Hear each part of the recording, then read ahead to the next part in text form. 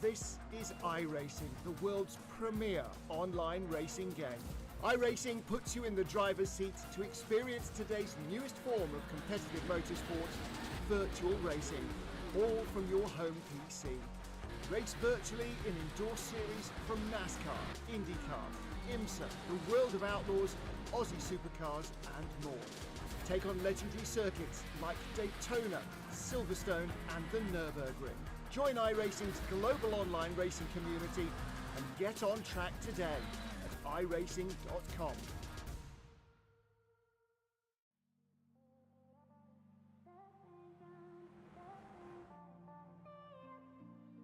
Good afternoon, good morning, good evening, wherever you are, and welcome to the Skip Barber World Cup Season 2, Round 3 here at Road America.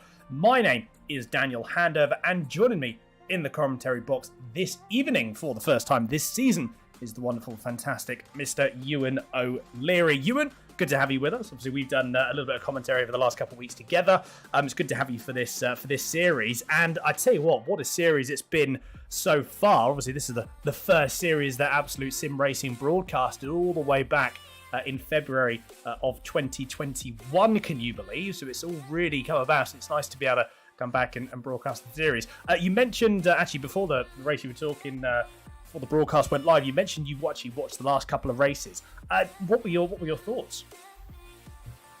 Well, yeah, just a very enjoyable racing, really. Starting with Donington Park, I guess, is the best place to start. At the first round, it was wonderful entertainment. Both races going right down to the wire, right down to the very end. Obviously, we saw really great battling down the hill, Craner curves and whatever, and then into the final chicane, and it was wonderful. Then a bit more of a tactical affair, I think it's fair to say, at Charlotte, which I enjoyed as well. And we do have another endurance style race like that coming up in a few weeks as well. So looking forward to that. But yeah, it's been an enjoyable series so far, and I think this circuit particularly is going to be really well suited to this car in terms of a spectator's point of view, in terms of how we're going to enjoy it here. There's lots of straights. These Skip Barbers are wonderful at slipstreaming. They're quite slow, so they spend a lot of time on the straights slipstreaming, and so the pack stays very close together, and we are set for a very, very good race because of all of those things. So yeah, this circuit very well suited to this kind of car, and of course 3 races to look forward to tonight as well. Absolutely, yes. 3 races, all 3 sprint formats we have for this evening. There's going to be 2 reverse grids for the first 2 races, and then we're going to have a little bit of a break before the third, of which we're going to go away, take a couple of minutes while the grid sorts, while we get all the grid sorted for race number 3, and then we'll bring you that final race as well. Before we do get into qualifying, though, which is only a couple of minutes away from starting, I would like to quickly have a look at the championship standings. Now, the championship standings, bear in mind this is an overall perspective here, so let us take that into consideration. However, I tell you what, it's still very, very close, all things considered. So if we have a look here, so Philip Hammer currently leading the way with 209 points, with Nick Vaughan Roberts in second with 194. Manuel Lucetta for the HSRT Skip Barber with 172 points. Laura Samario in 4th position with 158. Adam Miles in 5th overall with 144. Only a point behind, though. Have a look at that. Kevin Budgeon from Iracing with 143. Sebastian Schultz in 7th with 132. Ivan Frabo in 8th overall with 117. Christopher Miles in 9th with 110. Roger Hooker in 10th with 107. And look at Daniel Forgerini as well, 106. It's close in this championship. And like I said, bear in mind, this is the overall championship. But even so, I mean, you could quite easily look at this as one complete class. Bear in mind, there are 3 different classes that will be racing in this series. You've got Pro, Pro, and Am. I mean, you could look at this and quite easily think this was simply just a single split series. Yeah, I mean, it is very close. There's no doubt about that. I mean, especially the likes of Philip Hammer, Nick Vaughan Roberts, and Manuel Lucetta a little bit as well, starting to get away a little bit. But yeah, I mean, it's very close.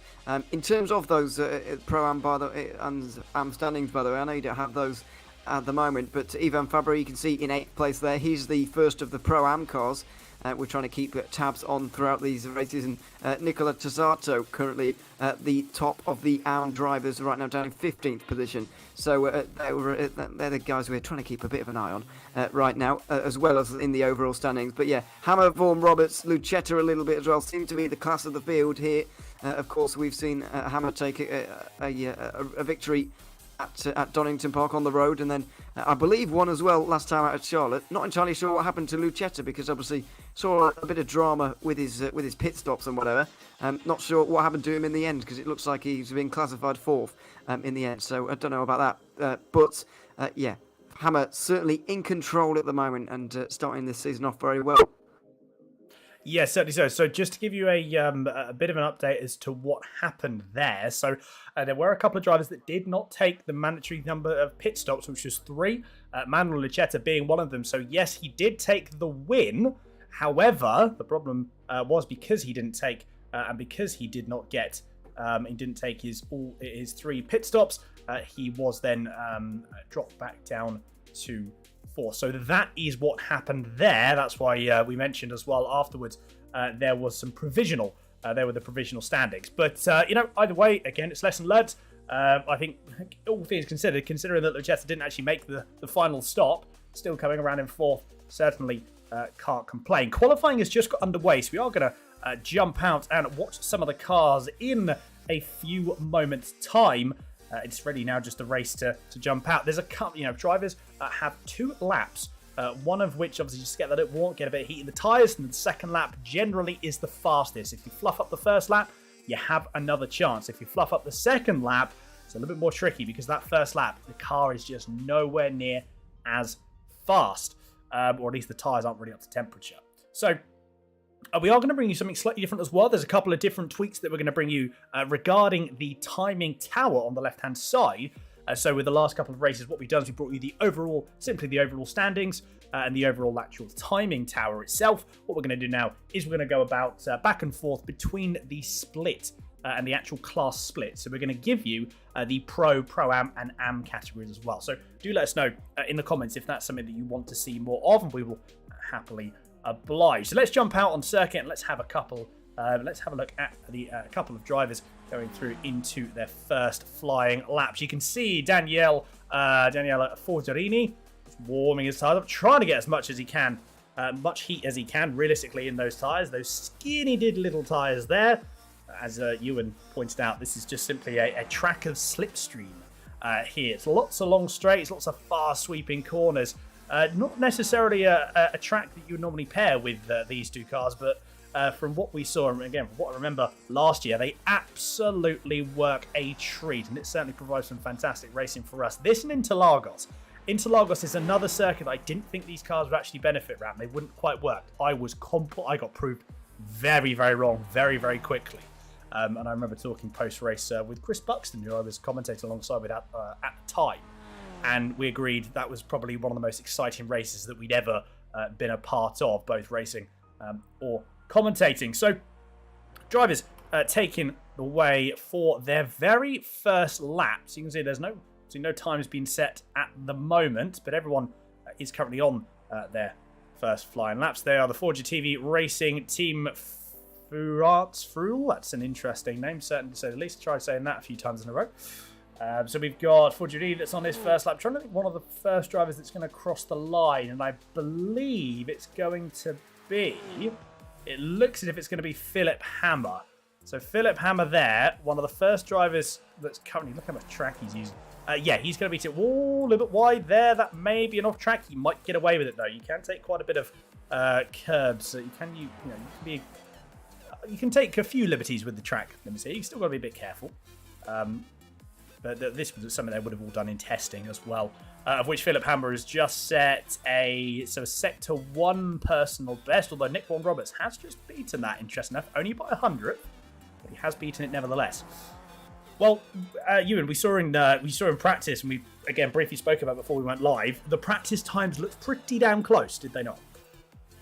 Yeah, they were very close. It was Kevin Budgeon and Adam Miles who seemed to be right up towards the front. The thing that's very notable about the qualifying times, though, I suppose, is the length of the lap around here for these cars. It is a long lap for most cars, especially these. We're looking at 2.5-minute lap times here, which is very, very long indeed. But yeah, a lot of that time is spent on the straight, which is good news for us in terms of the race. But yeah, it was Kevin Budgeon who was top of practice. We'll see if he can convert that into a good qualifying performance here. Almost everybody is running out when this session went live. Almost everybody left the pit lane immediately, so we've got pretty much everybody running at exactly the same point of the road at the moment. There's going to be a flurry of times in a few moments' time when they all make their way finally through this final corner as Budgeon is doing here and up towards the line for the first lap in this qualifying session. Yes, you are going to see this, as you had mentioned. There's just going to be every lap time is going to seemingly come up on the board at once. Going to come out of the last corner is Kevin Budgeon. What are the first lap times going to be? There's purple sectors all over the place. It's very, very hard to tell. So we've got, there we go. So this is where you can see these, the actual, and there we go. So there is the different splits you can see on the timing tower there. So Manuel Lucetta, with 133.508, taking the current provisional pole position for the Pro. Actually, no, apologies. No, that is completely wrong. That is Adam Miles, actually, that's taken the provisional pole. In fact, there is Adam Miles there, the number 85, at 232.988. So, I'll tell you what, he certainly switched on the tyres very early in this stint. He's got another lap to go, bear in mind as well. Thorsten Seifert taking the Pro-Am pole provisional pole position with a 234.237. And then Chaz Webber as well. Have a look at that, 234.311. So it might be very, very close between the Pro-Am and the Am category as well. Like I said, we're going to be switching between overall standings and this timing tower here, just so you can see some of the differences. Another easy way to tell this is any driver with a number between 1 and 99 is a Pro. Any number between 100 and 199 is a Pro-Am. And any number over 200 is an Am. So a nice, easy way to tell the difference there if we do switch to the overall standings. Purple sector-wise, Adam Miles is still setting a couple of purple sectors, although the man here, Philip Hammer, he set a couple of purple sectors. Let us not forget Mr. Philip Hammer, the number 60. I am very, very intrigued to see what he is able to do. Christopher Miles there, currently P2 in the Pro-Am qualifying class at the moment as he comes down. Again, what must feel like an absolute eternity in these cars. We're not drafting someone. The speed differences will be absolutely insane. You may actually see faster lap times depending on the slipstream wise and how much battling is going on. It'll be interesting to see. We might actually see some faster times than we did in qualifying, because this is a lone qualifying. These drivers will not be driving with anyone. They're on the track to themselves. We can see everyone, but they can't see each other. So we may actually see some faster lap times. We'll have to see. So second lap times just about to come on the board. Once again, there's just going to be absolutely all of them come in. So we may as well wait a couple of moments before when they all come in. And then we can actually take stock of what's going on. A couple of drivers that haven't... Actually, one driver that hasn't set a lap time is Ivan Fabro. He's not set a lap time yet. In fact, there he is there. Is he going to set a lap time coming across the line? He may very well do. Yes, he does. And he actually provisionally poles for a brief few moments. And then Thorsten Seifert does then retake that position. Philip Hammer, there we go. I knew he was going to get a couple of purple sectors in. And that was the end of qualifying. Okay, that was an abrupt end. I didn't realise it was going to end that abruptly. But we are going to bring you the grid here then. So... it's going to be in class as well, just to give you a little bit of an understanding of what is actually going on here. Apologies, that isn't the actual order. So we'll quickly go back and just give you the first. Okay, having a little bit of an issue. No, I think apologies. He's right. It's just the top 10 are reversed. Yes, apologies. That was me getting confused. No, I was confused as well. Yeah. Yes, so what? We haven't got very long before we get there. So Thorsten Seifert takes that pole position with the reverse grid. Chaz Webber in second, Roger Hook in third, Manuel Lucchetta in fourth, Loris Armadio takes fifth, Kevin Budge in sixth, Sebastian Salt seventh, Adam Miles eighth, Nick Vaughan Roberts in ninth, with then Philip Hammer at P10. Ivan Fabro taking 11th place, Nicola Tossato in 12th. Drop down the order a little bit more. Christopher Miles, Danielle Forgerini, Giuseppe Tellini, Efren Bazzati, Chris Wayne, Andrea Luciano, Joshua Dancy, and Anders Nielsen. 20 cars on the grid. Doesn't necessarily seem like it's not the biggest grid we've seen. However, that is not going to detract away in any way, shape, or form from the battling that we are going to see. So do keep an eye out for that. Predictions, it's very, very hard to predict. It's actually impossible to predict, isn't it? Realistically, it's something that we're not going to really be able to predict, especially with this reverse grid. This is, already, before we've even got going, this has completely blown everything wide open, because it's now already, even though it's a sprint race, it's only going to be about 7 laps. It's all about tactics here. It is. It's going to stay very close between everybody throughout. Although the only reverse grid race we've had so far this season ended up in a runaway victory for Philip Hammer. So who knows what's going to happen over this race.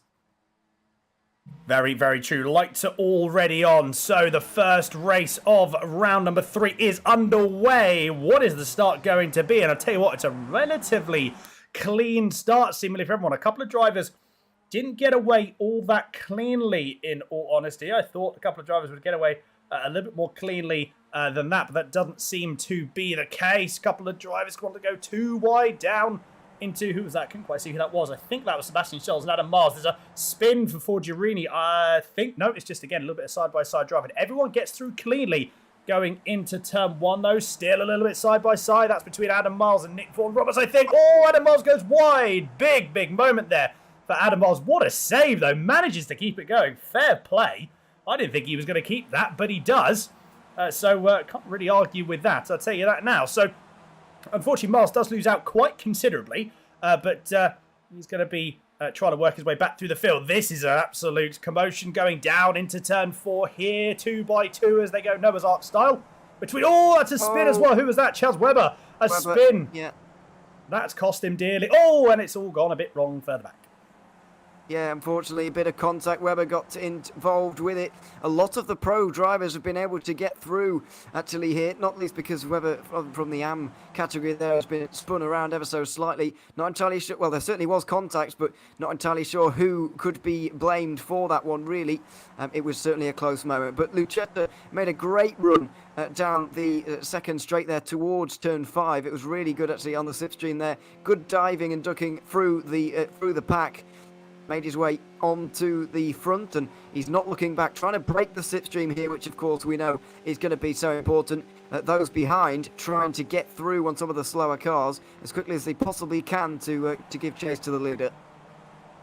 Well, listen, Manuel Lucchetta, 1.4 seconds is the gap here. Now, if you break the toe here, it's very, very easy to, as you say, to run away from it. So we'll have to see how what Manuel Lucchetta is able to do with this extended lead, especially when the battling is going on here. Loris Armadio has managed to clear a bit of a gap, though, but still very, very tight between Sebastian Stoll and Thorsten Seif there. Bear in mind, you can actually see on the time and turret on the left. So anyone in green with a green little / next to their name is the pros.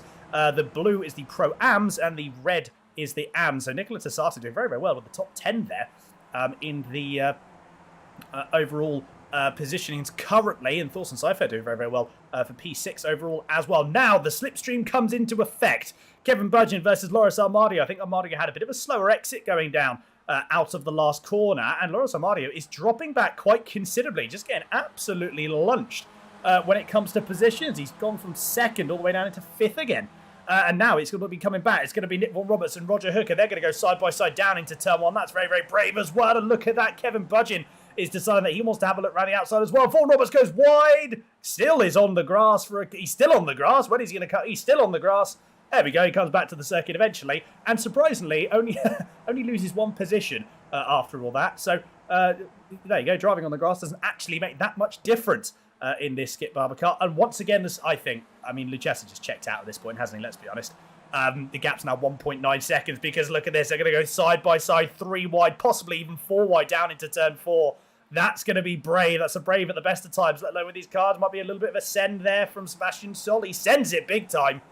Sebastian Stoll takes Loris Armadio. So Armadio getting absolutely getting bullied down the order here. He's down into P6 now. Started in 5th, and he's was second about 6 corners ago, and he's now lost 5 position. This is how quickly that it can change all in all. Yeah, it can change very quickly, but Armadio, let's not forget, was the one who got into contact with Webber, Chaz Webber, who's down the field now. I just wonder if that is affecting him early on in this race, because there were 2 cars going to, he was 4th in the train there, triple slipstream down towards turn 5 there, and he still didn't really make any inroads at all, despite the slipstream. So I do wonder if there's a bit of damage to that car. There probably was to Chaz Webber's car, judging by that. We might be able to get a view as to what happened to him. There's Armadio on the inside line. Hard to really tell who was at fault for it, but I certainly think that Armadio might have a little bit of damage because of that contact. Yeah, it was a little bit tricky to tell, and certainly that camera's not going to help, is it? I'll tell you that. Let's see if we can get this. So a little bit here. So Webber, it's interesting. I don't think Armadio had really anywhere to go. It looked like Webber, again, from that camera angle. Camera angles tell very, very different stories depending on the angle of the camera itself. But we're going to go back to live action now because it's all changed once again. Again, look at the train. This is pretty much, you look at the gaps again, there's no gap bigger than a second from 3rd all the way down to 14th. The gaps do extend a little bit there, unfortunately, but that's because of where we've had a couple of different incidents. And Nick Vaughan Roberts got a bit of a slow exit coming out of going out of the last corner, and again he's now dropping down the hill. He's doing unfortunately what Loris Armadio did last lap. Look at Loris Armadio now. Bear in mind he was 6th coming down to the last corner. He's now going to jump back up to 2nd place. Anything can happen literally. Again, Noah's Ark style 2 by 2 by 2 as they go through now. So you can just see the Tiber Tower doesn't quite know what to deal with. It doesn't really know what to do at this point. We're nearly halfway through the first race, actually. But we've got another 2 races to go here. And I'll tell you what, this is what I remember about these cars here at a circuit like this. This and Interlagos, these 2 circuits just provide racing like this constantly. And it's the fact that they're sprint races as well makes it just that little bit better. Roger Hooker versus Loris Armadio. So Armadio's dropped down a couple of positions, goes down. We see the nose cam from Hooker. Does he get the inside of Budgeon? I believe he does. Does he get it steered? Yeah, it washes him out a little bit wide. So that's Roger Hooker now back up into 2nd place of the first of the 2 Vols Racing cars and the classic Skips livery. Do you remember Skips, Ewan? You're young enough to remember Skips, surely. Young enough, old enough. Old enough, even. Sorry. I didn't realise they were not a thing anymore. Actually, are they not? But, no, they're not a thing. Well, I thought they still were. But yeah, I've got to be honest. They're my least favourite crisp of all time. I hate them. So not particularly fond memories there. But it's a nice livery. I've got to be honest. It is a nice livery, but not nice crisp. So there you are. But no. On a more serious note, all this battling, while how very entertaining it is for us, it's allowing Manuel Lucchetta to absolutely check out and win this race, basically. If they were a lot more organised than this, if they really got their heads down together and said, we actually want to win this race instead of battling for second, then they certainly could reel in this driver here, because they would slipstream off of each other, they would help each other down the straights and so on and so forth. They would be able to catch a sole leader like we've got with Lucchetta at the moment. But they're not doing that. They're fighting unbelievably hard. And so this race is for second. And we can already tell that in the first half of the race, really. Yeah, absolutely. And I think, again, when you've got that gap of 3 seconds, well, yes, they could. They certainly could. As you said there, they could sort of push each other along and slipstream. Lucchetta is not a slow driver by any stretch of the imagination. Bear in mind, the time's 33.5 is the fastest, and that's nearly a second fast. It was nearly a second faster last lap than anyone else on circuit. He's actually just done a 33.1. So you can see again another half a second. Oh my goodness, what's going to go on here? We see the chopper cam again giving all drivers giving enough room. Armadio once again goes down into first, gets a little bit sideways though, but manages to keep it in check. So you got Armadio, Hooker, Budge, Nick Vaughan-Roberts there as well. Don't count him out. He might have a little bit of a send there. Backs out of it though, decides against it. So Roger Hooker, now, I tell you who's going to lose out here. Armadio's going to lose out. He doesn't have a great run anyway, so that's going to lose him out straight away. Although, I almost think that Roger Hooker's actually overtaken him a bit too early. He doesn't quite have it, because look at Armadio. Look at Budge and Nick Vaughan-Roberts. They might actually just breeze past the both of them here. And Nick Vaughan-Roberts might have a bit of a look as well. Again, the timing-wise, if you overtake at the wrong moment, you still get lunched on the straight. And it's just, this is what I love about this. Again, these cars at this track combo, it's amazing. Is a very good combination, it has to be said. Kevin Budge in timing that one just about right. To be fair though, in terms of timing, there's not actually an awful lot you can do. In the end, Amadeo didn't get a very good run out of the final corner, the third corner I should say, on this circuit. Hooker got through, but then obviously, but almost didn't have any other choice other than to go through, because he did the corner fairly well, and so it was almost found himself in front by accident. So it's very difficult to time your run in this kind of situation, but you do kind of have to.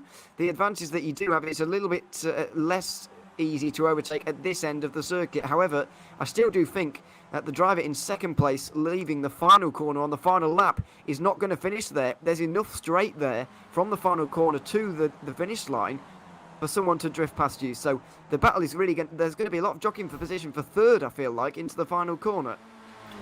That's very, very true. May very well be. This was the battle actually between Cyfair and Miles. That was the battle for the Pro-Am lead, Pro-Am in class, but Giuseppe Tellini has actually just got past Orson Cyfair. Meanwhile, once again at the front, have a look at that. The side-by-side casually between Roger Hooker and Kevin Budge as they go through. Nick Vaughan-Roberts just sitting there waiting patiently for both of them. He might actually get a good run here on the two. So may Loris Armadio. Don't count Sebastian Schulz out either.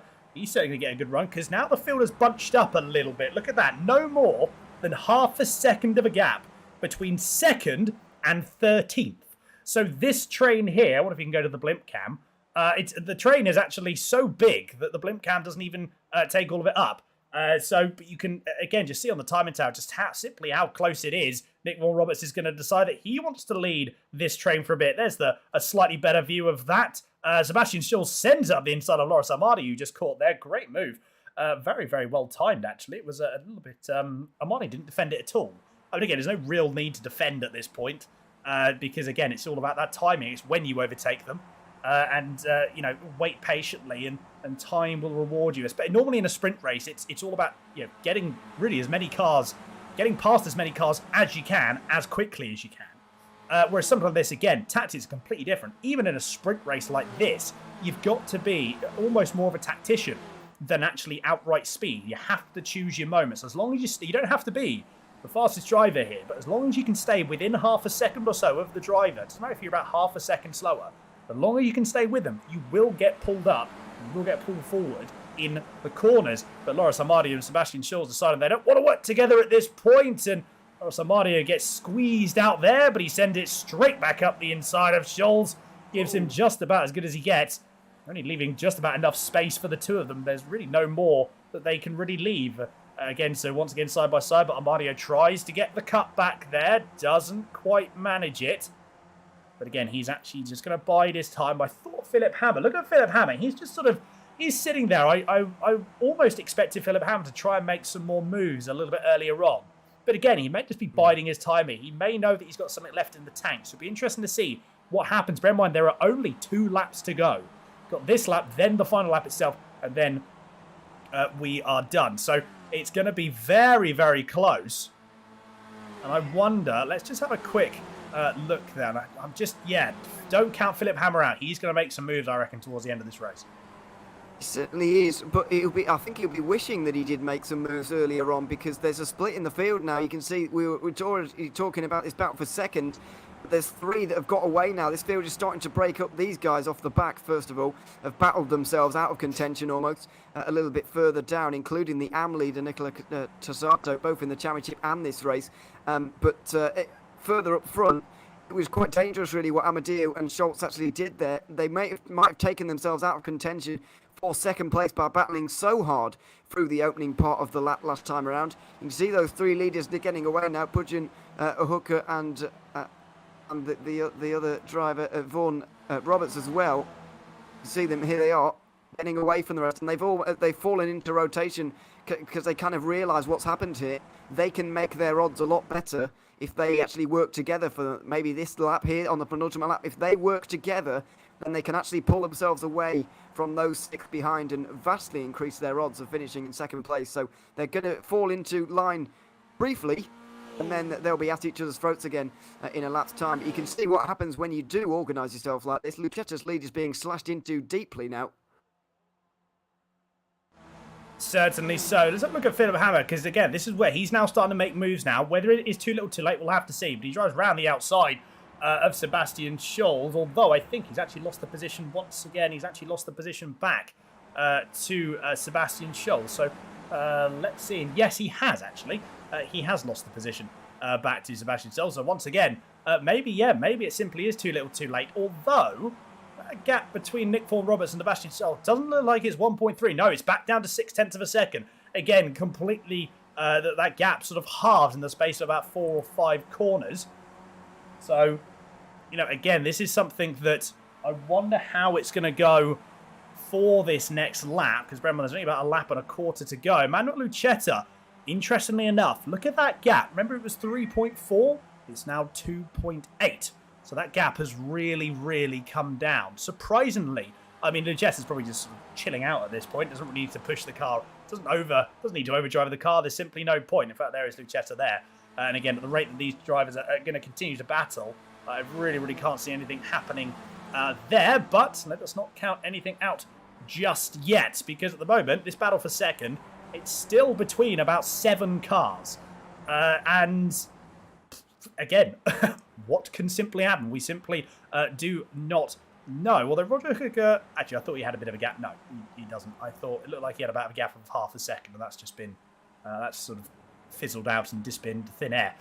Once again, the slipstream is going to be absolutely killing Roger Hooker in second place, but it's going to be working wonders for Budgeon, Vaughan Roberts, Schulz, Hammer, Amadio Tellini, etc., etc. There it is. White flag has been waved. So Manuel Lucetta does take the white flag this time around. And then he'll be going through. But again, what is going to happen here? Oh yeah, it's Schultz trying to get involved with the front 3. It was great work from him actually at the front of that second little group there to bring the 2 groups back together once more as they all started to single file themselves up. Philip Hammer's starting to fancy himself now as well as we go on board with him, trying to get a nice run off of turn 3, and it's a very good run. It's a bit of a slide and he's left himself without slipstream for a little bit there, which has lost him a bit of momentum, although he's gaining it back now, as I'm sure they're fanning out just up ahead of us right now as well, and they will be heading down the hill towards the 90-degree left-hander. It's 3 wide once again for the 3rd position. Budgeon trying to go through the middle and get through everybody here, but it's going to be very tricky as Hooker tries to get through on the inside line, side by side with Schultz as well in the second row, and Philip Hammer really has nowhere to go here. He'd love to make up a place, but absolutely can't, and Amadeo is now down his inside. Indeed he is, Amadio, but he might try, and he's going to have the inside for the next corner of turn 6. Yes, he does, but Amadio keeps around the outside. He is not backing down whatsoever. I think Hammer, yeah, he's going to have to give in. Is Giuseppe Tellini going to have a bit of a look? He does. Look at that. Giuseppe Tellini has a bit of a look. Oh, there must have been a bit of contact there Surely would have been a bit of contact between the two drivers, but Hammer comes out on top of that, though. So, yeah, I mean, to be fair, again, he definitely has the pace. Unfortunately, he's just not in a position where he can really do anything. Apologies as well. Benicius mentioned in chat, my cat currently seems to be unhappy about something. I don't quite know what. He has been fed. I would like to make absolutely clear he's just moaning for the sake of moaning. We're coming down to the final few corners. Lucetta there, 2.9 seconds. Once it still is the gap. It hasn't really changed this lap again. It's simply going to be who is going to get the drag race down. They're still side by side. Roger Hooker, Kevin Budgeon, Nick Vaughan Roberts, Schulz Amadio, Hammer, Tellini. We simply don't know. Look at that. Tellini might even come across the line first. Depending on what happens in these final couple of corners here. It is going to be a drag race down. And do you know what? Let's have a quick look. It's going to be close, but Budgeon may have it here. If Budgeon can get a good run, which he gets a good exit, though, he might come down. Manuel Lucetta comes across the line. He's going to take that checkered flag. There he is there. What's going to happen between Kevin Budgeon and Roger Hooker? He's not going to do it, but what's going to happen a little bit further back down? I think it's going to be Armadio. Look at, oh my goodness, it's all gone wrong. Luckily, they've come across the line. It doesn't really matter. But Loris Armadio took P4 in the end by the skin of it, by the front nose cone. It looked like. Probably not. It couldn't have been much more than that. How close was that race? And that's one. Bear in mind, we've got another 2 left to go here. That was absolutely madness. It was madness. It was very, very entertaining, though, all the same. And, yeah, Philip Hammer's going to be very disappointed with that. Championship leader, of course, in 7th place coming into... in first place coming into this race. 7th place on the day. He'll be disappointed with that, but a 4-wide photo finish. Don't see these very often. This is the moment. Amadio just going to squeak through on the left-hand side here and get his nose in front of Vaughan Roberts by the looks of things. Schultz couldn't quite get his nose in front and then makes a bit of contact with Vaughan Roberts. They both spit out onto the outside into Hammer after the finish line, making quite a spectacular crash, but thankfully they were all finished by that point. It was an easy win for Lucetta in the end, very entertaining behind, and yeah, more of the same expected, no doubt, in the second race. Certainly so. A couple more drivers still left to go there. So Adam Miles is going to be coming across the line as he comes just around the last corner. You'll have then Chaz Webber and then Andrea Luciano. Unfortunately, Luciano. Yeah, not the race that they would have wanted. So a bit unfortunate there again. But, there's a couple more attempts here. So, let's, this will all change. Whatever has happened in this first race, I would put money on the fact it will not happen again, or at least it won't be a complete carbon copy.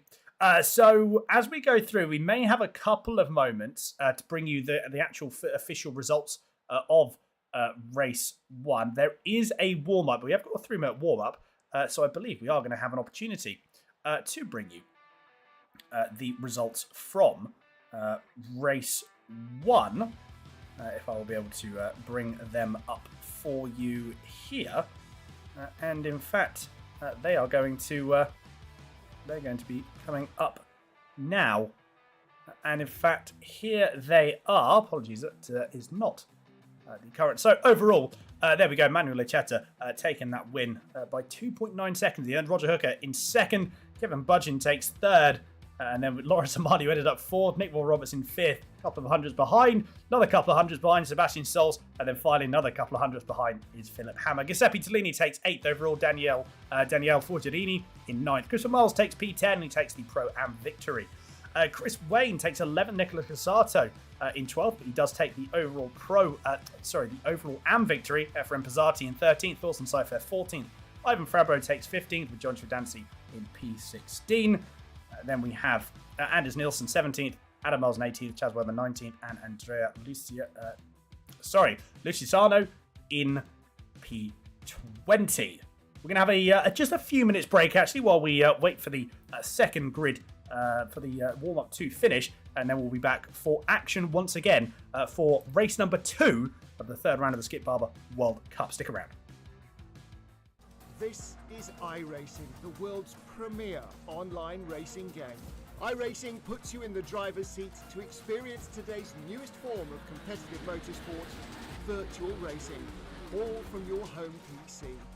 Race virtually in indoor series from NASCAR, IndyCar, IMSA, the World of Outlaws, Aussie Supercars and more. Take on legendary circuits like Daytona, Silverstone and the Nürburgring. Join iRacing's global online racing community and get on track today at iracing.com.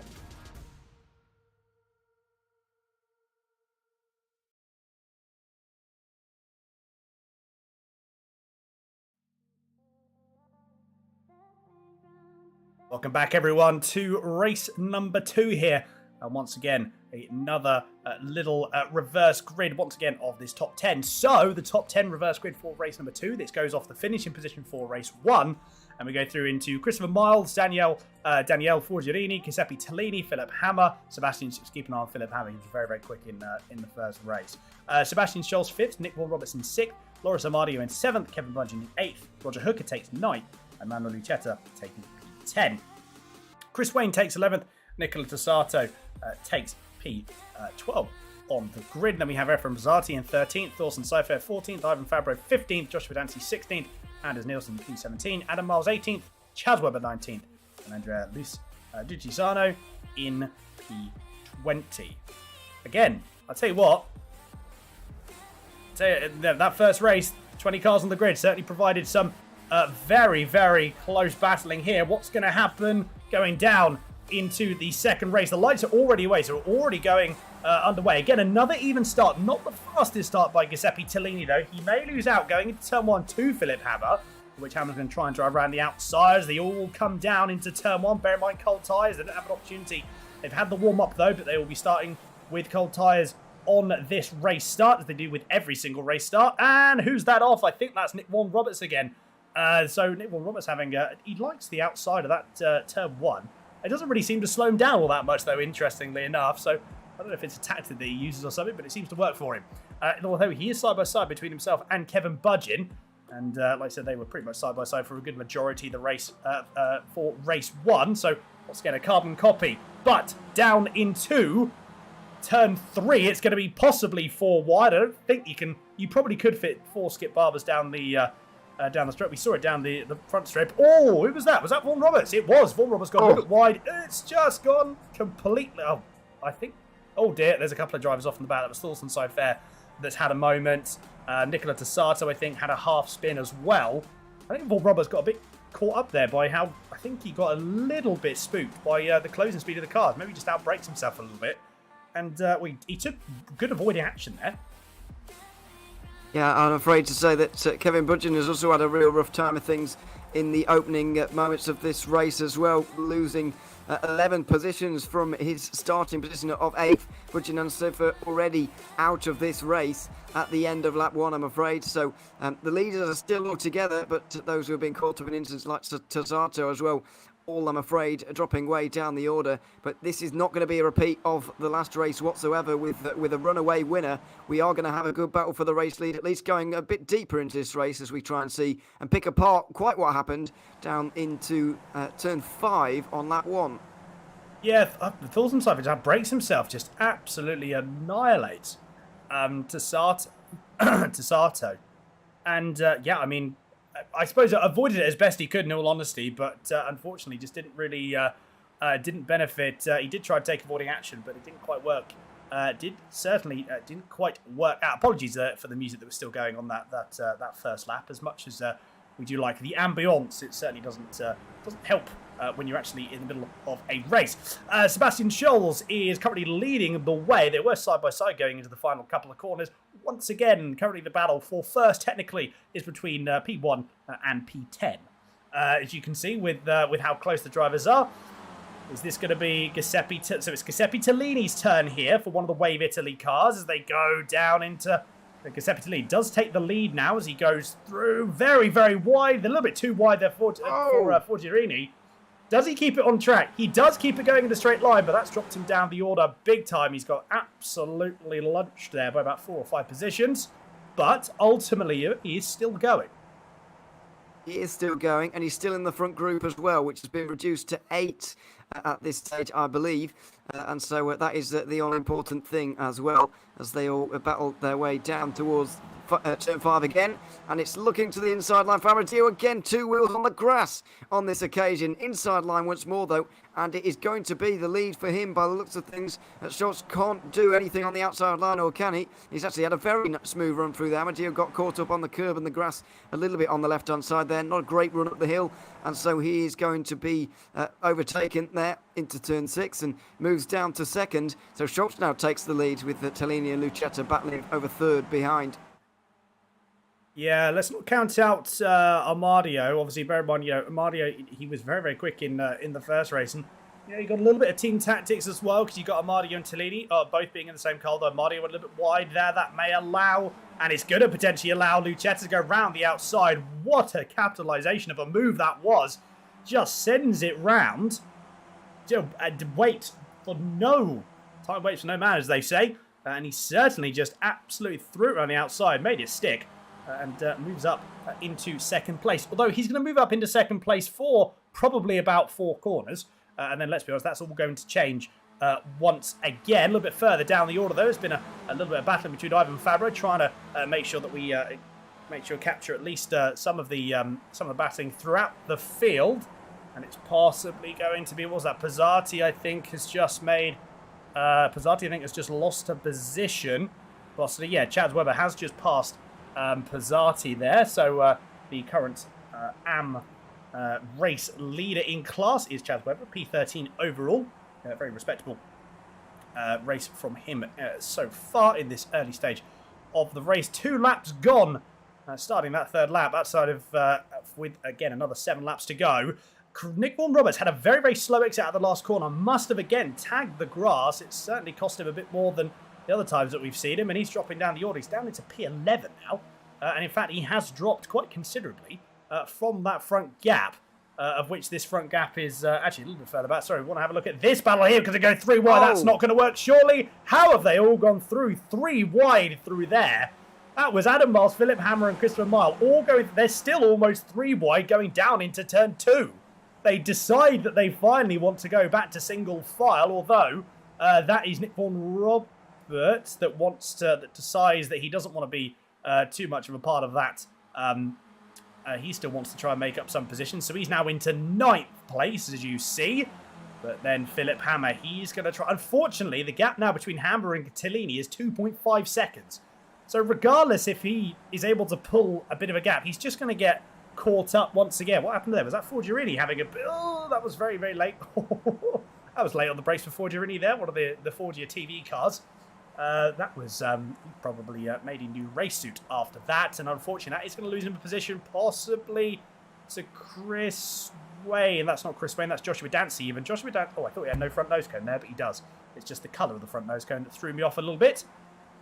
So he's dropped down a couple of positions because of that. And I'm just having a look, and this seems to be one of the brief respites where there's no drivers currently side by side. Well, yeah, it's all because of that that bit of side-by-side 3 wide through turn 1, really. As exciting as it was, it has completely screwed over all of their races, really, because, they're at least out of the conversation for the race win, you would have to argue, because the top 5 have now been allowed to get away. Once again, Lucetta has managed to get himself within that, but Hammer, for the second time today, Hammer's caught on the wrong side of a split, and Vaughan Roberts for the first time caught on the wrong side of this one. So they're both caught behind this that little split that was caused, and so they can't quite get up to the battle for the lead, at least, and it means Lucetta is up the road gaining points on them for the second time today, which is not particularly great news. Hammer's going to be very glad that he came in to today with 37 points over Lucetta, which is he's going to be using some of those right now, because he's not going to get anywhere near him for the rest of today, I wouldn't imagine, or at least the rest of this race. No, I mean, again, lots of things are going to happen. You really, really don't know. We've got, this is, I think, going to be a 3-way battle. Yeah, it's going to be a 3-way battle. Oh, my goodness. Again, there we are. Another bit of Noah's Ark stars. Roger Hooker, though, over the 2 Force Racing number 10 Skip's car, is just now, he now inherits the lead for the for lap number 5. As they get a bit of side-by-side there for Amadio and Scholes. Amadio is going to take it, though. Roger Hooker gets a pretty good drive. It's going to be in vain, though. Doesn't matter how good the drive is coming down into down on the exit of turn 2. If you're within a couple of tenths of the person behind, unfortunately, it's going to be game over, at least going into turn 3. There we go. So that's Loris Amadio that goes by, possibly even Sebastian Scholes. He might try and have a look through and follow Amadio through. Yeah, Roger Hooker, does he defend? No, he decides to send it around the outside of turn 3. Good effort, keeps his foot in, and he manages to pull that position back off of Sebastian Scholes. So he still stays in second place. Manuel Lucetta has now dropped down to 4th. But again, he's biding his time, as pretty much every driver is here. There's no real point, again, in fighting too hard, I don't think, at this point of the race. You know, you're only just about halfway through, in all honesty. So, you know, realistically, you've got to be, you've got to keep an eye out, and you've got to be a little bit cautious of what actually goes on. And again, tacticians, this is you've got to be tactful, and you've got to be, you've got to time the overtake correctly. It almost came down, I said, to that final, only a couple of tenths, or less than a tenth or so in it between first and second in the first race, and it was, you know, a good couple of tenths. So there's a tenth pulled back between the last corner and the start-finish line. So, you know, again, timing is everything. Roger Hooker decides that this is his time to inherit the lead once again. Does he get a bit of a nudge there for Sebastian Scholes? He might do. Amadio gets hung out to dry a little bit there, yes, but again, keeps his foot in, so Sebastian Scholes isn't going to be able to get by. Don't think he's going to be on the outside for the second to last corner, no, and I think Manuel Lucetta has timed that very, very well, actually, and he now gets past Sebastian Scholes, although Scholes holds it on the inside. I think, once again, it's going to be in vain. That's, that was a little bit naughty there from Scholes. It looked like Manuel Lucetta was around the outside. Was he halfway up, though? It was debatable. But a little bit naughty there from Sebastian Scholes, but I don't think it wasn't done maliciously. I think it was simply just sort of run out of available grip on those skinny little front tyres. Oh yeah, he certainly didn't give enough room to Lucetta there, I'm afraid, through the final corner, and it's put Lucetta right back. All this has allowed, especially the battling, but also as he got contact a little bit further down. It's like Vaughan Roberts was one of those who gets put around, and more contact out of turn 1. That's Christopher Miles in the wall, I'm afraid. He was battling for the Pro-Am lead with Ivan Fabro, and he's come unstuck, I'm afraid, so he's going to be well down the order, and he's back to the pit lane now. We'll try and see what happened.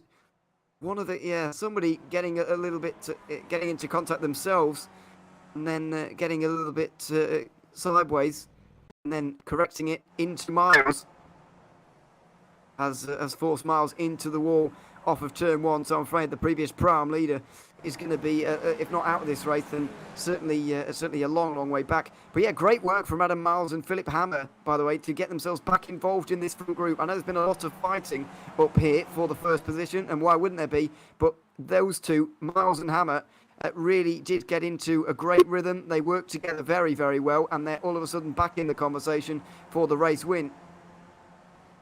They absolutely are. This is why that these are the two. Some of these drivers are some of the quickest drivers that you will see in Skip Barber class. Another driver, the organizer of the Skip Barber World Cup that we haven't actually seen on the grid this season is Benny Simmons, which is a little bit of a shame because Benny is absolutely rapid in this car as well. So hopefully we will get, as the blimp cam gets a little bit lost, not doing a very good job there.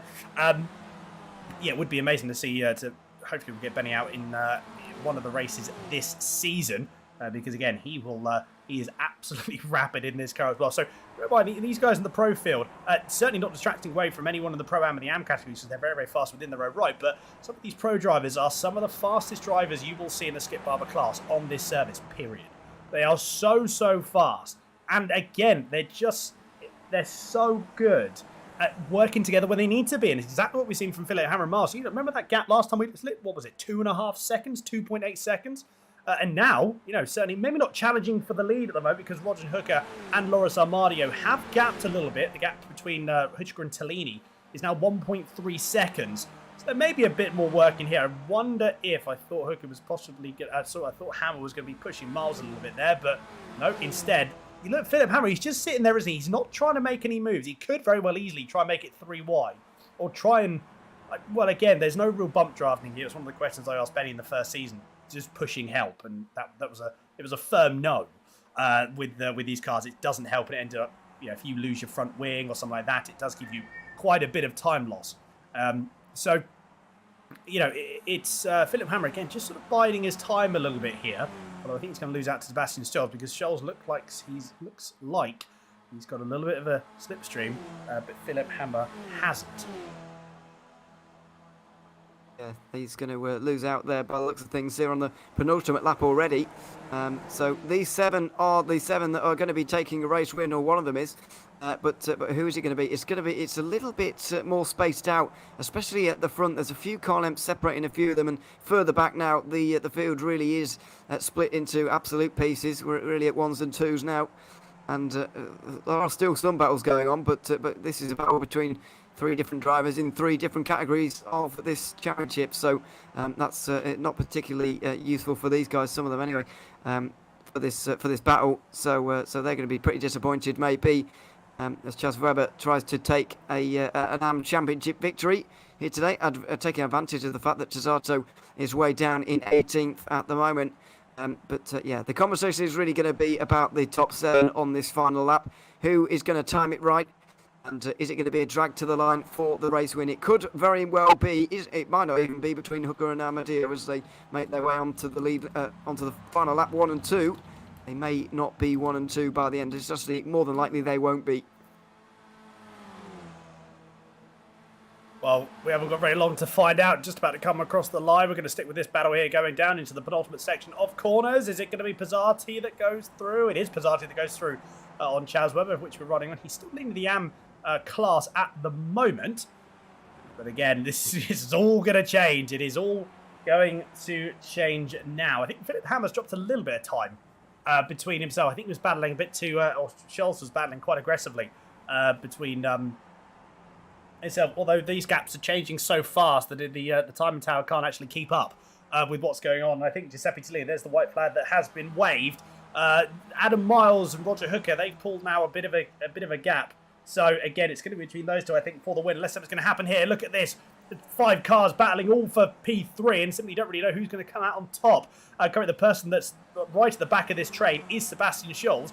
Is he going to be at the back of this train, though, towards the end of this lap? Simply don't know. Philip Hammer's sandwiched in the middle there, right between Lucetta and Scholes, so he's going to try and play this tactfully. He does get a good run. He might have a bit of a slipstream all the way down into turn 3. Perhaps it's going to be Lucetta versus Tallini as they go down. Then possibly Philip Hammer decides he wants to squeeze through the middle. Oh, it's going to be 3 wide. It's going to be 4 wide. Is it going to be... No, I don't think it is. Scholes just got a little bit boxed out there. So last of the late breakers, who's it going to be? And it's going to be 3. How they made it through that? 3 cars going through turn 3. I simply don't know. But Philip Hammer has made up that position. Is he going to hang it on the inside? He tries to on Lucetta. Lucetta gets on the grass a little bit. That would have cost him a little bit of time. But he's on the inside now for turn 5. So that's going to go in his favour. And Hammer has to back out of it. Or is he, though? Is he going to try and make a little bit of a lunge? No, he decides against it, though. It's actually not too bad because Tallini and Scholes, they're battling between themselves. This might actually give a bit of a gap, and it has. Yeah, a gap has been created. On the penultimate lap, it started to get there with the leading 2. Adam Miles has managed to get through all of these guys in 3rd, and he's actually managed to chase down the leaders because they are having a bit of a fight of their own right now. And so late on, everybody's going to catch up by the looks of things, but we've only got about 1 sector to go. Amadeo's in the undesirable position of leader at the moment. Is he going to be able to hold on to the line? I do see it as unlikely. The person in second at the final corner is likely going to win here, I would say. But can Hooker get a good enough run off of that final corner? That's all he needs to do, and then he'll take the win. It's easier said than done. It certainly is. And I tell you what, don't get Adam Miles out. Like you said, that gap, if he gets a good run at the last corner, this could very well be it. I think Roger Hooker's a little bit compromised there, actually. It's going to be, you can see Amadio. He doesn't want that slipstream, though. It's going to be a bit of a push. I reckon there's going to be a pushing here at this point. Is it going to be? No, it's going to be 3 wide. Drag race down into the start-finish line. Who's it going to be? On the timer, it's Roger Hooker now that's ahead, but is it going to be Loris Amadio that comes back? Is Adam Miles in second place? Is he going to get it? Adam Miles takes... Oh, he's won it! Blimey, God, that got me by surprise. Adam Miles, didn't even see who won. It was Philip Hammer took fourth in the end there. But it was Adam Miles, third to first in the space of about 200 metres there. I'd tell you what, down into, he got a very, very good drive and just timed it perfectly. Absolutely perfectly he did. What a finish there from Adam Miles. Yeah, Amadeo unfortunately really sunk himself by firstly leading around the final corner, but also pulling to the right-hand side immediately. He kind of scrubbed off all his speed going onto the front straight, so he was destined to finish third. Although a big surprise, of course, Miles being able to just have enough road to get through there before the checkered flag. We didn't quite see the kind of shot, but I bet it was a free-wide photo finish. Miles in the end, looking at the time gaps, he looks like he actually did win it by a tenth and a half or so, which is quite a big margin. It might be a quarter of a car length or something like that. But yeah, Hook is going to be disappointed to be second. Miles absolutely delighted because he was off the back multiple times. He was out of the leading group multiple times during that race, caught back on, and then he snatched the race win right at the very end. A great drive from Adam Miles to get that win. Absolutely. I tell you what, let's see if we can have that. We'll wait for a couple more drivers to come across the line.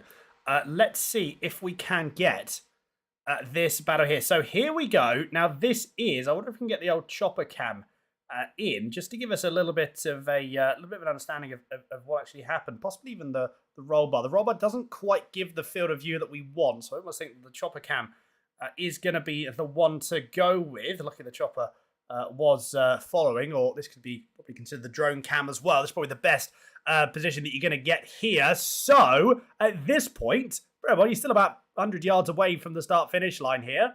Adam Miles just gets the drive, doesn't he? He does get the drive. What does a tenth and a half look like? It doesn't look like a lot, though, does it? It is about a quarter of the car length. You're spot on the bang on the money there. But I mean a quarter of a car length from the car that's about 7 foot. Only about 3.5 foot long. I mean, it's really, really not a lot. That was, again, what a drive there. And then Hammer, he's pulled that gap by quite a considerable margin. Bit of a slingshot there for Lucetta. Tried to have one final dash, and he nearly does get it, to be fair to him. If he was half a car length or so closer, coming down out of the last corner, he probably would have got that, because this is turning out to be really, really close there, actually. Obviously, they've actually come across the line already there, but that was actually, that could have been very, very close as well. But that is the second race done. We still have one more race to go, obviously. But we are going to bring you the full finishing results, and they will be up in a few moments' time. Apologies, this is Heat 1.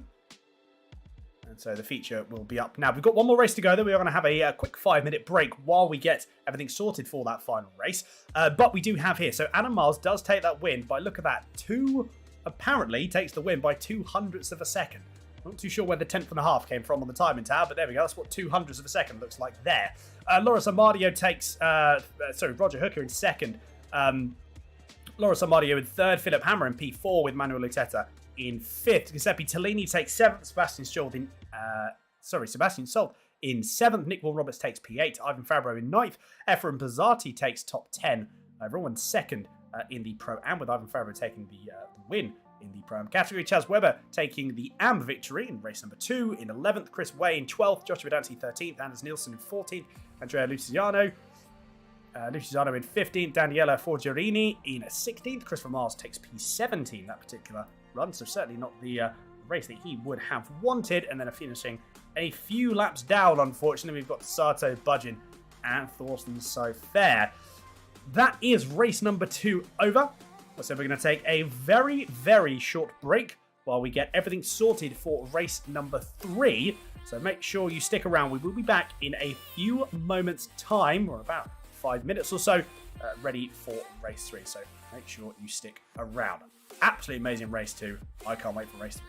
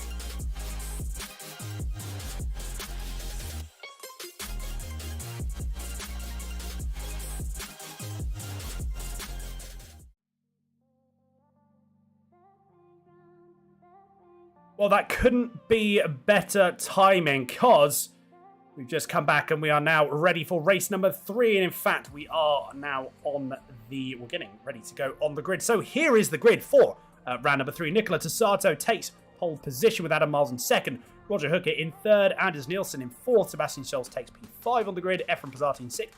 Kevin Budge in seventh. Christopher Miles 8th. Chaz Webber in ninth. Giuseppe Tellini takes P10.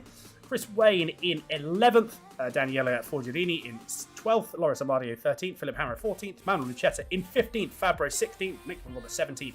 Joshua Danton in P18. A couple of drivers haven't made it. I think Kevin Budgeon is one of them, because his computer had... Actually, no, he's not. He's 7th. Don't know what I'm talking about. Ignore me. In fact, no, here we go. This is just about to get ready to go on the grid. And in fact, here we go. Again, predictions completely out the window here. We'll have to see. It's certainly looking a bit more grim now, isn't it, on the outside of this, on the weather. But we are once again away. And I think, in all honesty, it's a pretty even start. One of the more even starts that we have seen from everyone this particular round here. Although I say that, it is going to be Adam Miles, Tossato and Hooker. It's going to be Tossato. He doesn't get a particularly great start. Not the start that he would have wanted. Oh, that was a big moment in the back. Who was that? That was Chris Wayne that made one. Yes, I think it was Chris Wayne. So we'll see if we can get a replay of that. Oh, my goodness. That's certainly... that's going to ruffle a few feathers. We'll have to see what the replay looks like of that. But Adam Miles currently leading the way. An absolutely disastrous race 1. Not the race that we wanted entirely. He certainly made up for it in race 2, hasn't he, Ewan?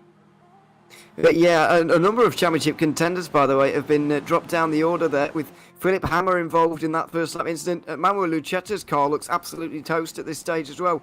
Yeah, we've got, unfortunately, a few incidents down towards the front, down towards the back, and a lot of them pro cars who were involved, pro drivers involved. So a lot of the AMs and Proms have managed to get themselves through cleanly, for all but one or two.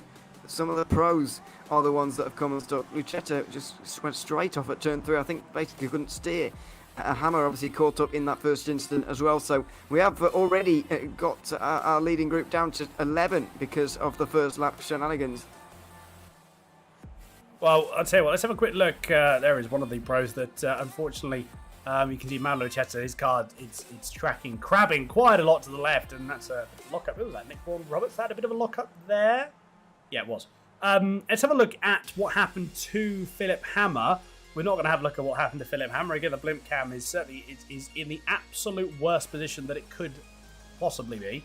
It seems that the TV cameras seems to be in a slightly more optimal position. So what we've got a brief moment of downtime, although it's really, really kicking off. I just want to have a look at what happened. Oh, Hammer just had nowhere to go. I think it was Amadi who got turned around and Hammer just had nowhere to go. Yeah, Hammer had nowhere to go. Hammer got into the side of somebody, and then that was it. Might have been Paul Roberts, to be honest. It was certainly a yellow car. Oh, maybe Fabro, actually. I'd like to... Yeah, probably maybe Fabro, who was the one that got hit into by Amadou. But yeah, that was unfortunate for Hammer. He didn't have anywhere to go, but he is now leading the charge behind. He's joined up with Joshua Dancy. He's going to be trying to get up towards the front once more, as Sebastian Shorts at the moment, just trying to defend.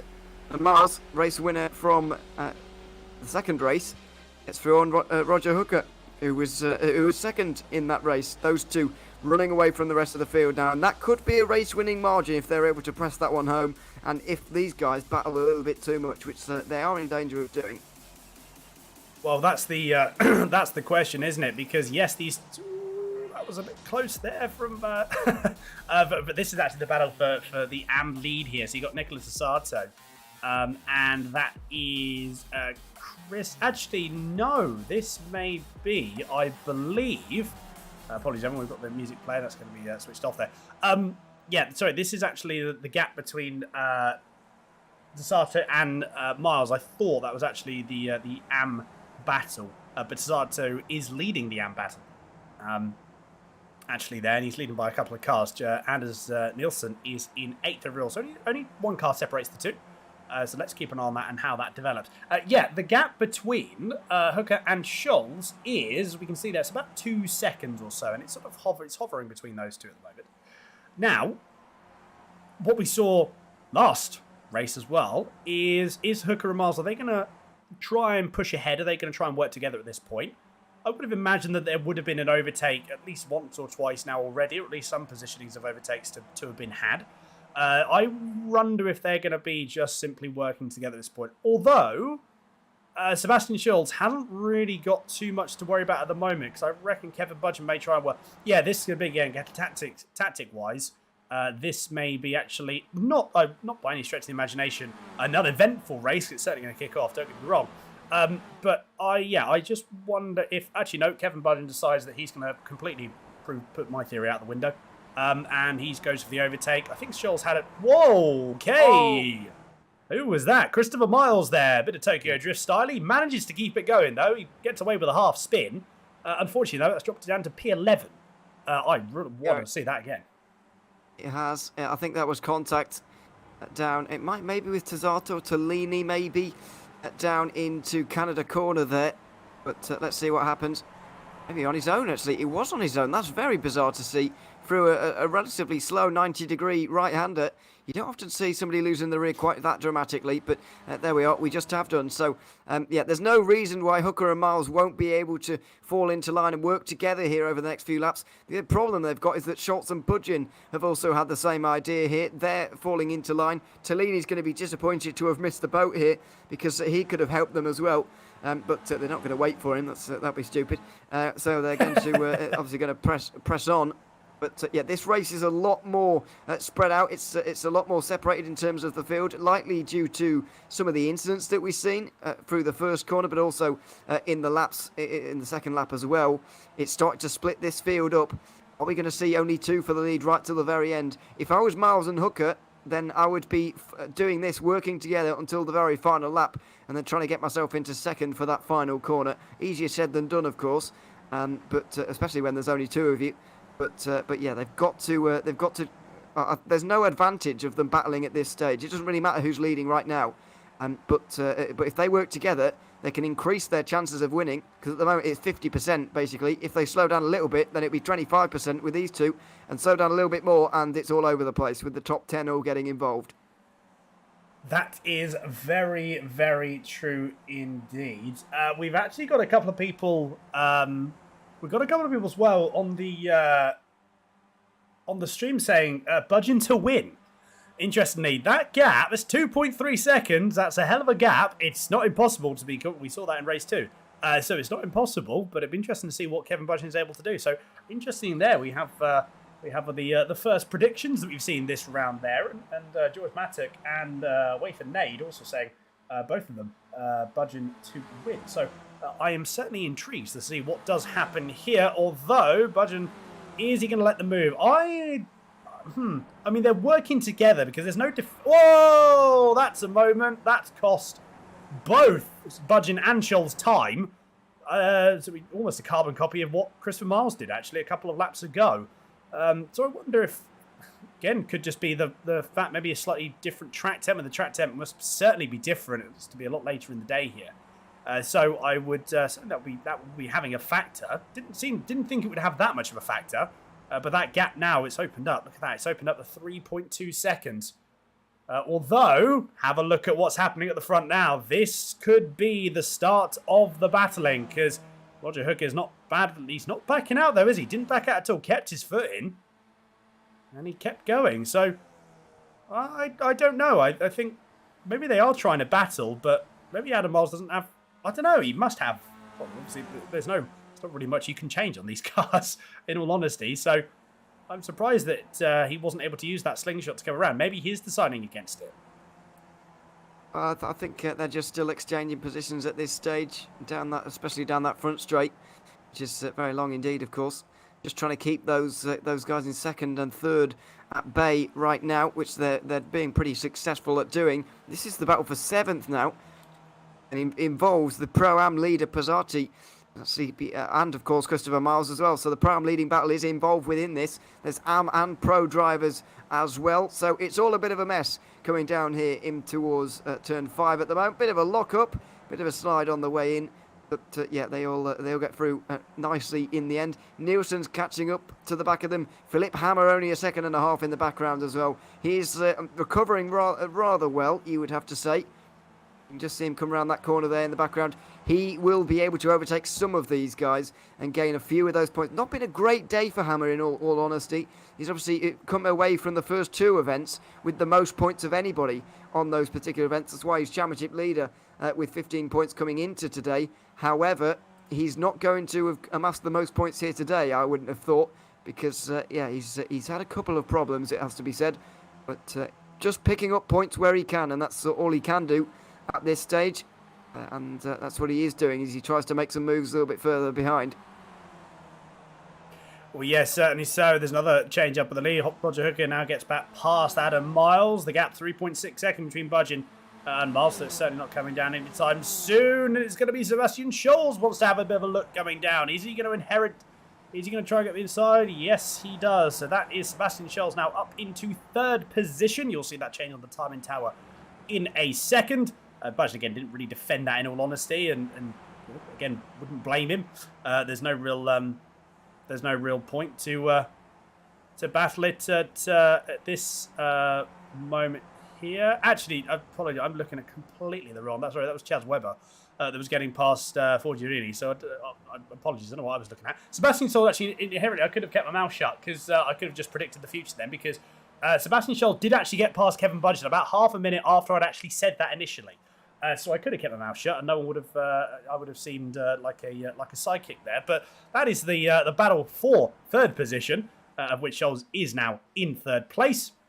And yeah, sorry, that was Chaz Webber getting past. Philip Hammer does make a move on Pizzati. You've just seen it there. So here we go. This is the comeback drive now for Philip Hammer. Where is he going to be able to go here? He's going to leave absolutely nothing on the table in these first couple of laps. I mean, realistically, the most he's probably going to muster out currently, again, just because of the gap. And he's on the chart. You can see that he's not holding up at all, is he? Nothing at all. He's going to give it absolutely everything. He's got the drive, though, so he comes across. Oh, that was a bit close for comfort. Is he going to get it? It's going to go 3 wide down into turn 3. No, it's not. No, he tried to split the difference almost and go through the middle there 3 wide. To try and get through on Webber as well, but decided against that one in the end. It was a good idea. Christopher Miles has now been overtaken for Hammer, so he's now moving through the group. I do feel like 7th is the limit for Hammer, not only because we're on lap 5 of this 7-lap race, which is getting down towards the end now, really, but I also can't see him really getting any help from anybody in this group to get away from the others and to try and chase down those up in front. First of all, Cesato and Tellini are cooperating themselves, which is not going to play into. In fact, the top 6 are cooperating in 3 groups of 2, but Hammer likely won't get any cooperation from the other 5 in this group, I wouldn't imagine, because they're far too busy battling. I think he's going to be involved within this fight till the very end of the race. This is going to be probably the fight for the highest positions in the field, really, until the final laps, when those battles for 1st, 5th and 3rd all start to kick off at the very end of this. Yes, very, very true. Only 2 more laps to go there, and Philip Hammer is going to get lovely little cutback there on Forgiarini. What a very, very well-timed move. Although, not giving it up that easy. No, he does actually have to give it up in... so, yeah, now this is the awkward position. I feel that Philip Hammer, he's got through the grid very, very... Whoa! Oh! Big moment there. Who was that? Was that Pizzati? I think it was. It was Pizzati, just getting on the grass, really, on the entry to that final corner. Never a great idea, and I'm afraid a spin for Pizzati completely out the back of this group, and is miles behind now, unfortunately, as Hammer gets on the inside line, gets through, and is going to be in 7th place now. But for how long? This battle is going to continue on. It's going to get quite wild down towards turn 5. Look at steaming through Christopher Miles straight to the front of the group from the back. He certainly had he's done it. Fair enough, can't argue with that. It looked like he was carrying a bit too much speed going through turn 1, but he managed to keep it in check. Oh, Philip Hammer outbreaks. Does he outbreak himself? He's not going to get a perfect run out of there, is he? No, he's going to get caught out, although it's not going to be by Christopher Mars because he's not got a draft. It's going to be, I reckon, by Forgiarini. I reckon that he's got the run here coming down, although he's actually got nowhere to go because he has just been completely blocked Is he going to try and slip it through the middle? No, he does. Oh, my goodness, again. 3 cars don't go into one space. Oh, dear. Calm it down, chaps. It's going to... still 3 cars trying to go to... How have they not made contact yet? I don't understand it. They seemed to be... Everyone was everywhere, all across each other's bumper. And Philip Hammer still manages to come out. All of that still in P7. It took about 4 corners for it to settle back down again, but Hammer does manage to... He actually brought a couple of tenths out, even.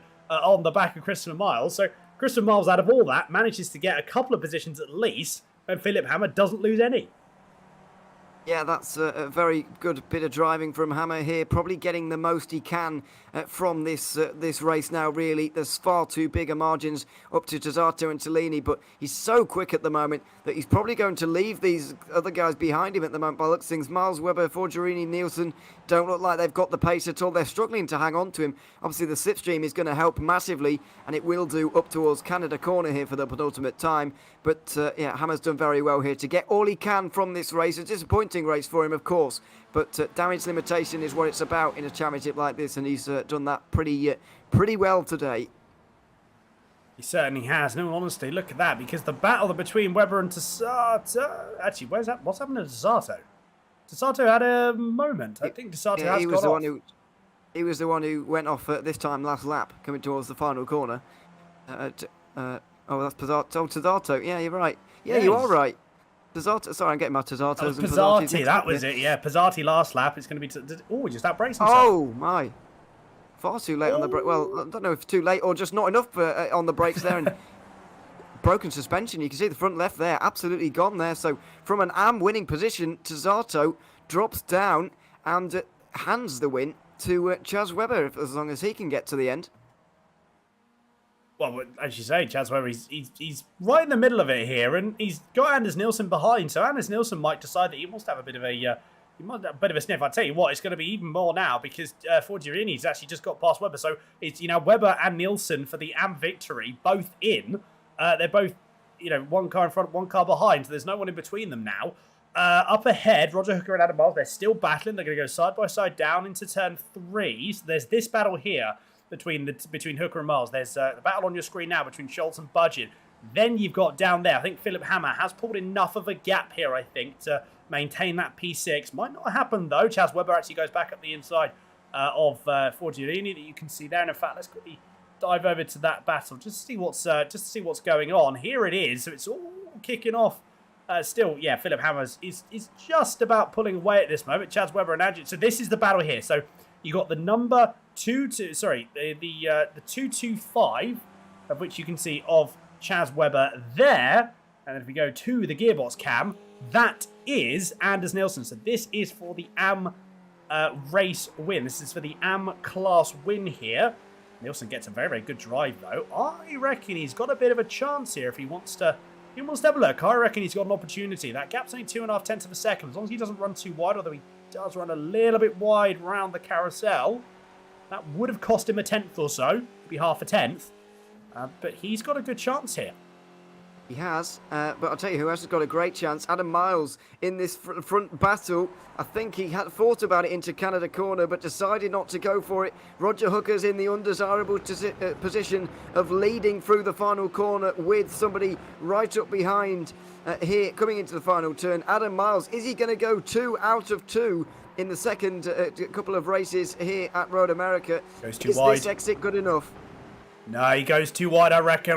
You just see a bit of understeer build up in the car. I reckon he's done enough. Again, it's going to be that drag race to the line. Roger Hooker is powerless at this point. The gap has already changed over that. Is it Miles going to take another race victory? So 2 out of 2 there. The final couple of races. What's going to happen a bit further down the field? It's going to be Budget. No, sorry, Schulz that takes P3.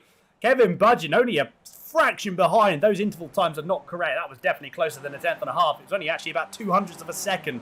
Is the gap there. Nielsen, so Philip Hammer does take that P6. Only 3 tenths behind was Christopher Miles. And as Nielsen does get Chaz Webber. We need to see that overtake again, because that must have been right on the line. In fact, let's have a quick look at the replay here. We've got the instant... Oh, that'd be wide, though. But Chaz Webber goes wide, throws it all away on that final time through Canada Corner. And that was the move there. So Anders Nielsen just sort of inherits the lead there on those final few laps. Absolutely, I feel gutted. Absolutely gutted there for Chaz Webber. He was doing a really, really solid job there. and unfortunately just that little bit too deep into Canada corner, and that just handed the AM win to Anders Nielsen. Yeah, it did. I think Webber was trying to get past Forgerini so that he could have that one-car buffer to his AM rival going on to the final straight and to guarantee him the win. But Webber was just a little bit too late on the brakes there. And oh my word, that's Olympic-level gymnastics there, isn't it, from Manuel Lucchetta off the line? So there you are. But yes. And he's found himself in his pit box, so he's all right there. But yeah. Weber tried to make his final few corners a little bit safer by putting a car between himself and Nielsen, but in the end went off and lost the win that way. So disappointing for him in the AM category, but another very nice day for Adam Miles, balancing with 2 race wins at Road America. Indeed, certainly very, very good performance. And there we go, you can see that. So Adam Miles, Roger Hooker, the gap between them was half a tenth. Absolutely fantastic. Less than half a tenth, just over half a tenth actually, 0.051. Sebastian Scholes does take P3. Kevin Budgeon in 4th. Giuseppe Tellini overall takes P5. Philip Hammer in 6th. Good recovery drive considering what happened at the start. Down into 7th was Christopher Miles taking the Pro-Am victory.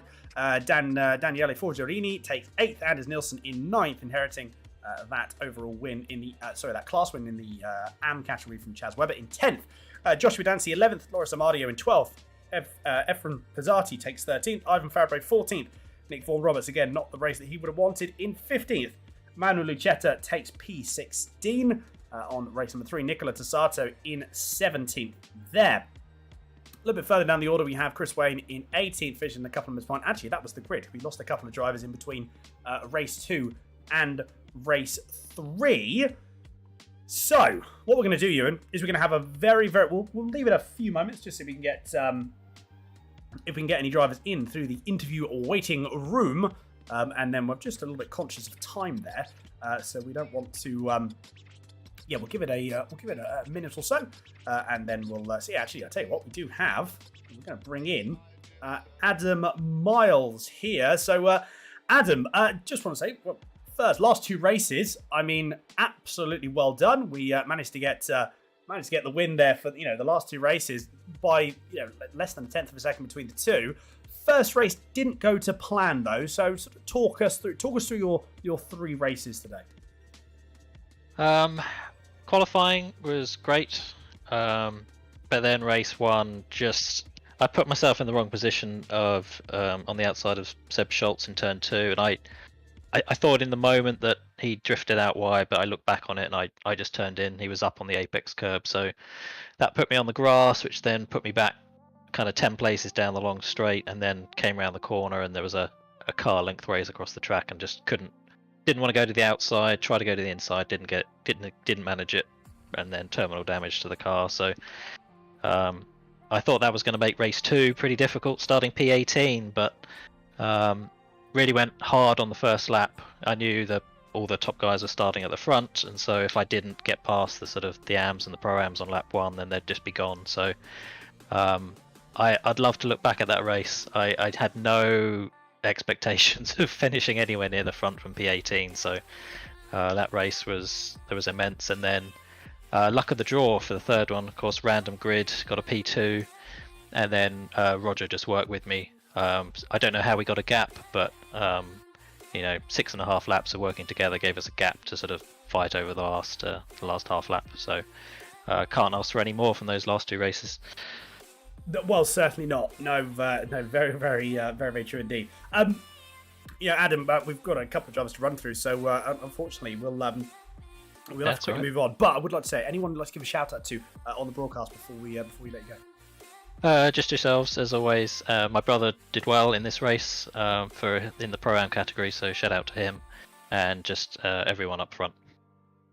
Perfect stuff. Adam, absolutely fantastic again. Congratulations on a very, very successful last 2 races. And again, really, really turned it around from the first race, so very well done. Thanks a lot. There we go. Adam Miles there. Would you like to have a very, very quick chat to our second place man in the third race there, Mr. Roger Hooker? Yes, why not? Roger, good to have you here with us. Thanks very much for joining us. Second place here in the last two races, indeed, of tonight. Are you a little bit frustrated that you maybe weren't able to get that one race win here tonight, or will you absolutely take a couple of podiums here? Oh, for sure, I'll take the podiums. But yeah, I mean, to get one of them would have been really nice. And I think that, not this last race, but the one before, I think that was the chance where Loris and I didn't quite play that last lap right and open the door for Adam to come back in. But, you know, to go away with 3 second places for me, I think I'm super happy with that. And I think I need to go play the lotto tonight, and I know what my number is.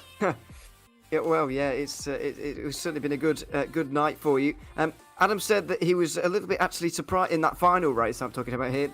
He was a little bit surprised you two got quite a gap so early on in that race. Obviously, you were cooperating well. Were you a little bit surprised at the gap you managed to get, or was the cooperation? Did it feel like you were going quickly, and did it feel like it was kind of natural the way that you kind of ran out to that lead? I mean, you know how this one worked. I mean, Adam is really fast on cold tires, and it's really important those first couple laps to try to get a gap. And then those guys behind, when I saw that they were going 3 wide, you know, don't fight Adam, just let him go and latch on, and we opened up a gap. And sometimes it works like that, and sometimes you're the 3 wide guy trying to catch up, right?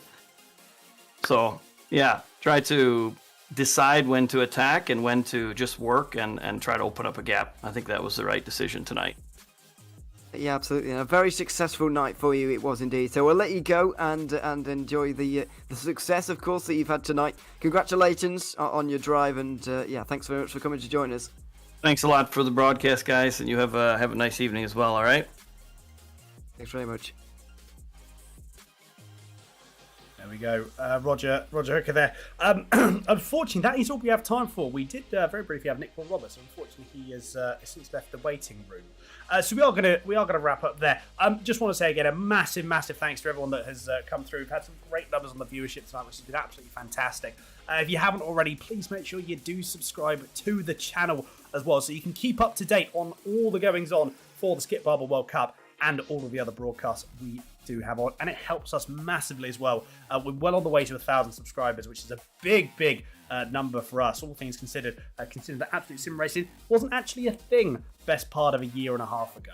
And that's another really big thanks as well to Skip Barber World Cup, actually them coming back to us after a year or so to broadcast their season 2 of the World Cup is absolutely fantastic. I'm very excited to have them here.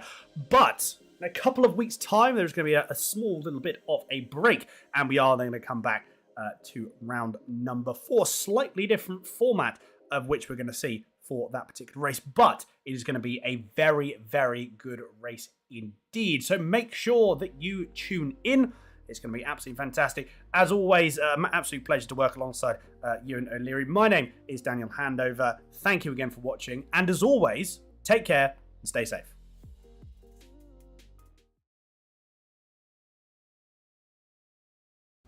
This is iRacing, the world's premier online racing game. Experience today's newest form of competitive motorsport, virtual racing, all from your home PC.